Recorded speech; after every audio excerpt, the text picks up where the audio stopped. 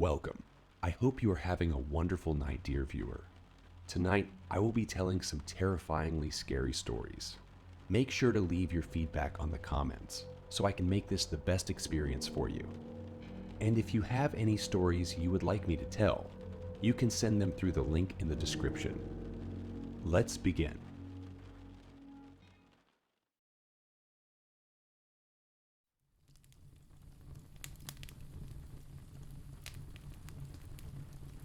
Story 1. When my son was 2 years old, he started acting as if he was interacting with something or someone that his father and I could never see, like throwing toys down the hallway and then running away, murmuring words. When I asked what he was doing, he always told me that he was giving toys to the boy for him to play with.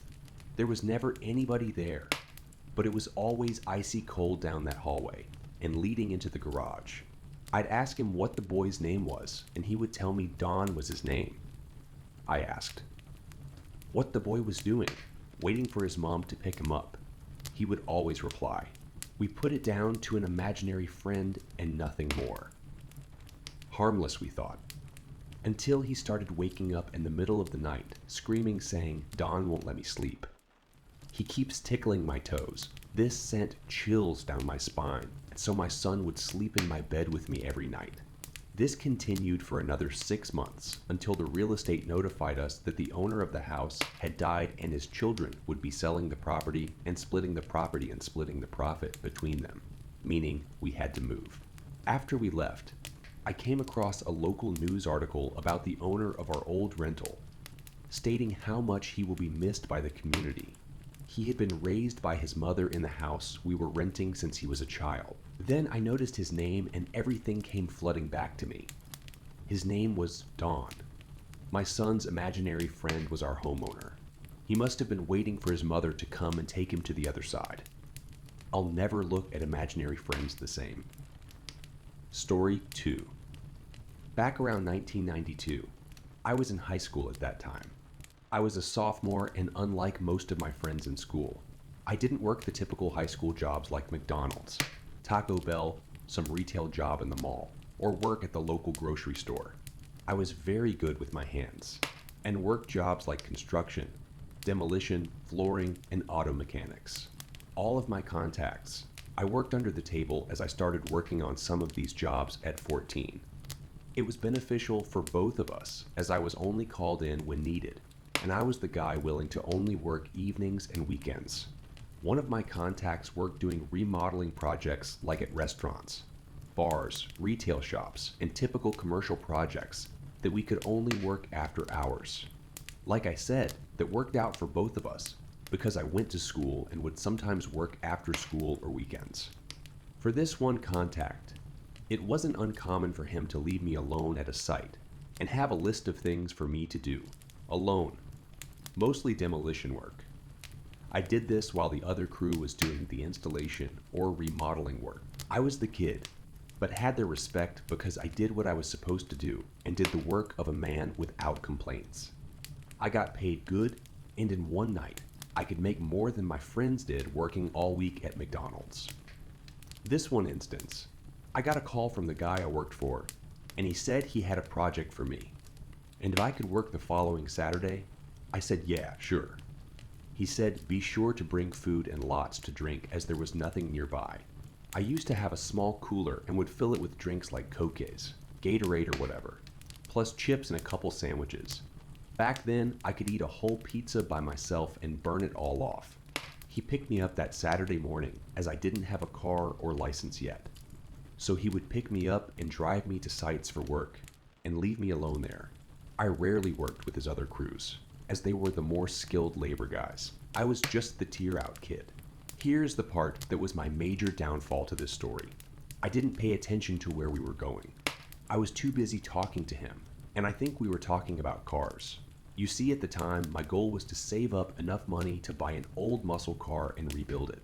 It took a long time to arrive to the site. As we drove up, it was in the middle of nowhere. Now, you may not think California has places like this, but back in the early 1990s, out in the Mojave Desert, yes, it was big plots of land, and homes more than a few city blocks apart. I knew we left the highway and went down a few other 2-lane highways for a long distance.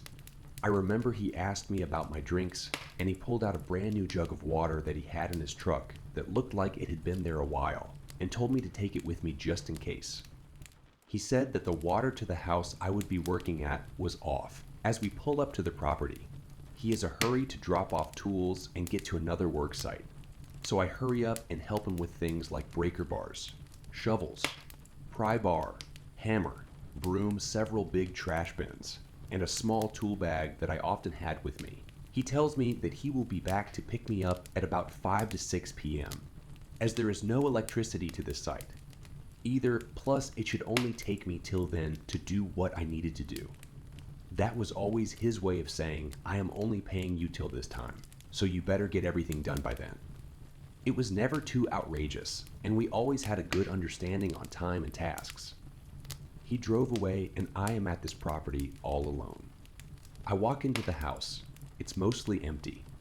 My job was to remove all remaining furniture, contents, and appliances. Remove all the flooring, gut the kitchen and bathrooms, and remove all of the wood paneling. This project was going to be like what we now call a flip. They were going to fix it up and sell it. Almost immediately, I get kind of spooked by the place. It was very odd. Now mind you, I am used to being on sites alone, working all night. This was the daytime on a Saturday and bright outside. However, the house was old, dark, musty, and kind of cool, inside the kind of cool that gives you goosebumps. To add to the spook factor of the house, let me describe what I remember about the house. Imagine walking back in time to the 1960s or earlier. Dark green carpet that looked like matted down broccoli, pine wood everywhere that had a darker stain to it. The wood paneling wasn't the kind used in the 1980s sheet paneling, but actual board paneling tongued in groove. Old window curtains that all looked like someone's grandma made. Avocado green sink, stovetop, oven, and the stuff that was left behind like old furniture, and a closet full of old stuffed animals that looked to be about 30 years old. The style of this house was like an old western ranch, as there were wagon wheels inside and outside the house. I had an old battery-powered radio, but only could get a few stations, but was just happy for the noise. I started removing all the junk from the house, and as I normally did on a project if there wasn't a dumpster on site, I made a trash pile. I tore up all the flooring next. To my delight, everything seemed to come up with ease, and it was rip, cut, and toss. I took a big demo hammer to the kitchen and tore it apart in less than an hour. I ended up using that big jug of water that my boss had given me to wash my hands and face periodically, but by late noon, as most who know the desert, the dryness also starts to take moisture from you, especially if you are working in it. So by late afternoon, I am down to my last drink, and I had already ate everything I brought. No worries, I thought the guy should be here in a couple hours to pick me up. As the time gets closer for them to arrive, I am all done with my tasks. I even sweep the entire place, and it's now ready for the rehab crew to get to work, making this place look modern. The time of year I was out here, it wasn't a typical hot desert day.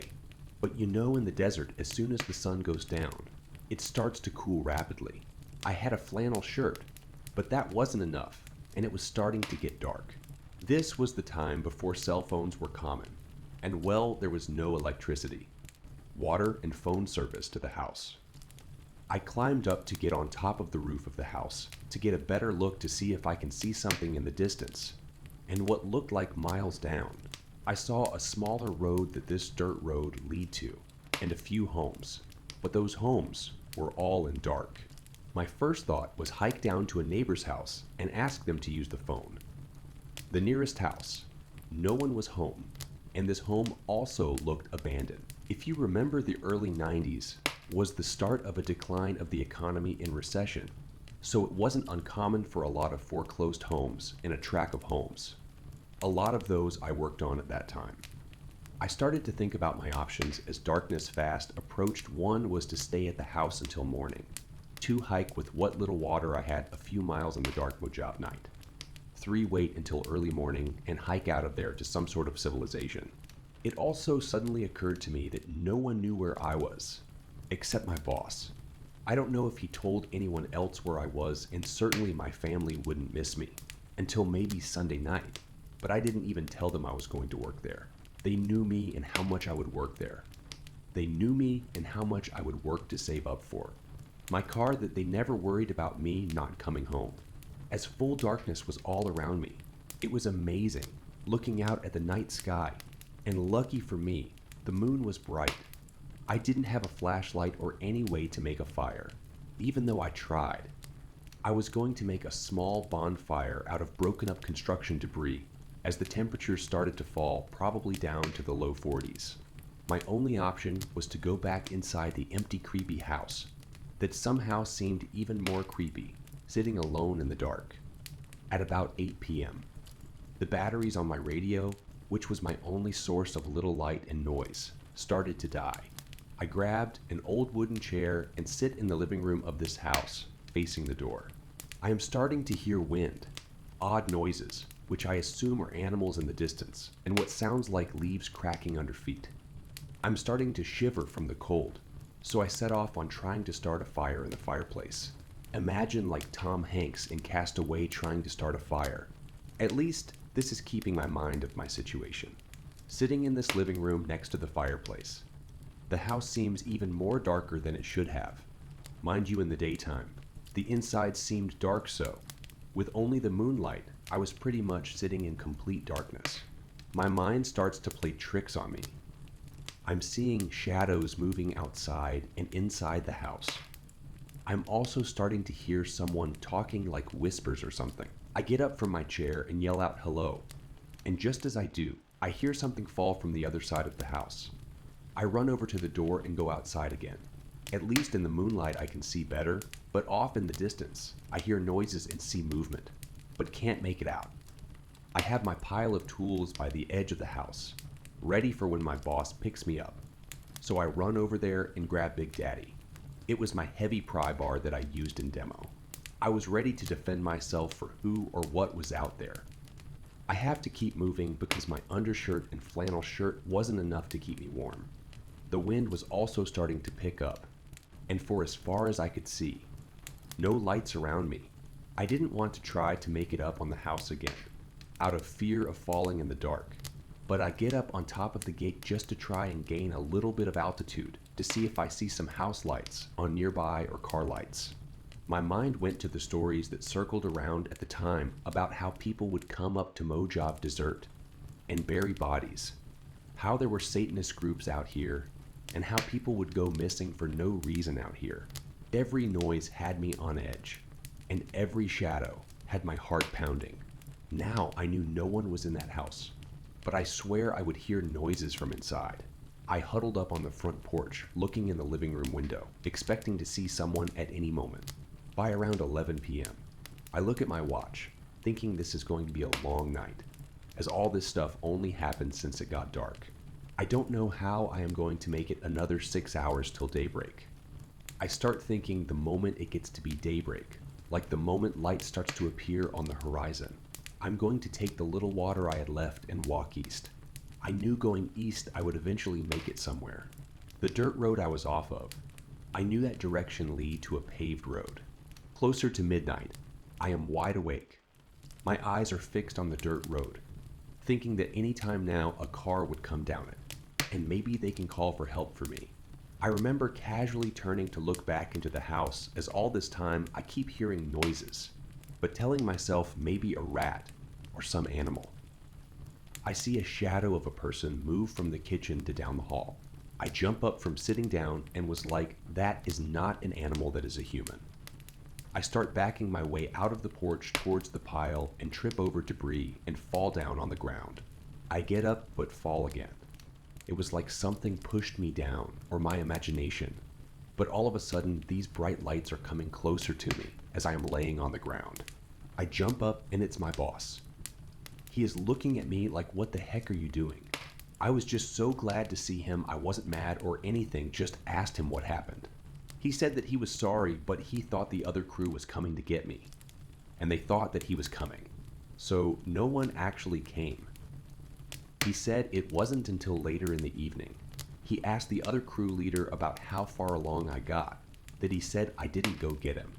Well, it took him almost 2 hours from where they were working to come get me. He felt really bad, and told me he was going to pay me for the entire time I was out there.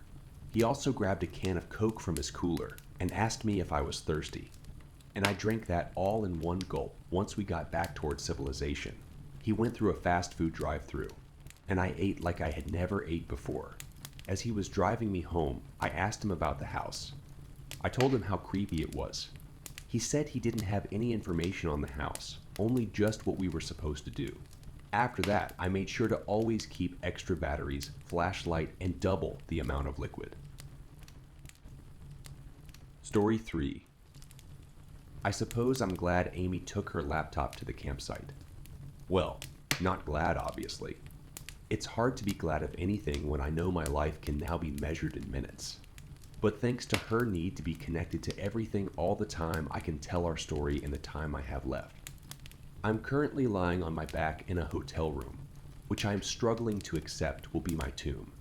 The bed is comfortable. The lights are bright, the TV on the wall is huge. It all seems so friendly and welcoming. My heart is fluttering like I've been running. But it's just fear. Adrenaline. It's like my heart's trying to act as alive as it possibly can, to squeeze a lifetime of beating into these last frenzied moments. It's finding this as difficult to accept as I am. The fact that I will die here before the dawn slips over the horizon, when there's really no reason why we couldn't have carried on for another 60 or 70 years. But there is a reason. And it's a reason I need to tell you about. Whilst I try not to listen to the desperate thumping in my chest, each rhythmic beat, counting down to a grand finale I've come to almost accept, is now inevitable. Almost. The occasional stab of hysterical fear still grips me, but there's nothing I can do. Not against them. They call them the quiet ones. Or at least, that's what the old man told me. It's the name the old folks gave to the shapes in the dark. The things that crouch in the shadow just beyond the edge of sight. They are the ones that creep unseen through the underbrush at night and dance beneath the moon, away from the eyes of humans. And so they would have remained, living alongside us in their dark, hidden world, if we had not broken the ancient laws. But I'm getting ahead of myself. It was a sunny morning as we drove up. I can hardly believe this was only 2 days ago. My friends were still alive then. I mustn't think about how many times we could have turned back, how many words I could have used to change the plan. I knew there was something wrong with that place. Of course, there were no signs, no warnings of any physical kind to prevent us driving off the road 3 miles before the campsite and crashing off through the undergrowth. I almost feel that we were being drawn there, and perhaps we were. In fact, I'm sure we were. The car was being scraped and brushed mercilessly by the overhanging trees. And more than once, I asked Amy if she was sure this was even a trail, let alone a road. She insisted she'd seen a sign of some kind along the road, though she couldn't describe it. It was like a mixture of confusion and pride. Alone was keeping her foot pressed on the accelerator. We bumped and jolted along, the 2 boys grinning widely in the back, until at last, the mud track opened up into a clearing. The grassy area was maybe 50 feet across, surrounded on all sides by thick forest. Old trees stretched up around us, their old and gnarled branches reaching like twisted fingers into the darkening sky. As I got out of the car, I realized how deathly quiet it was. I could hear nothing of the road we'd left behind, though it couldn't be more than a mile or 2 behind us, and no birds fluttered above. It was like the world was holding its breath, or perhaps that the world itself was just different. I wanted to leave more or less the moment I stepped out of that car and looked up at those horrible trees. I'd looked up the campsite we were actually aiming for, and it had showers, a clubhouse, a coffee and bacon sandwich van in the mornings. This was a clearing in a forest, and I did not want to be there. The boys, of course, loved it. We'd barely stopped before they started pulling the bags out and setting up the camp. almost falling over themselves to be the first to get their tent up. Amy and I watched them with that resigned, world-weary expression female friends of overgrown man-children tend to adopt when they get together and act. Well, like overgrown man-children, I remember watching them yelling and shoving one another, enjoying themselves, and not quite being able to shake that horrible sense of foreboding. But nothing I said was taken seriously, and eventually I gave up, resigned to the fact that we were spending the weekend in that dark, quiet place, literally in the middle of nowhere. That night was when it started. We had a fire going, and Tom had his feet too close to it. He didn't think anything of it. The night was cold, and we were all trying to get as close to the flames as possible. But when he stood up to get a beer, he realized his left hiking boot had almost fallen apart. The heat had melted whatever rubbery glue held it together, and the sole was no longer attached.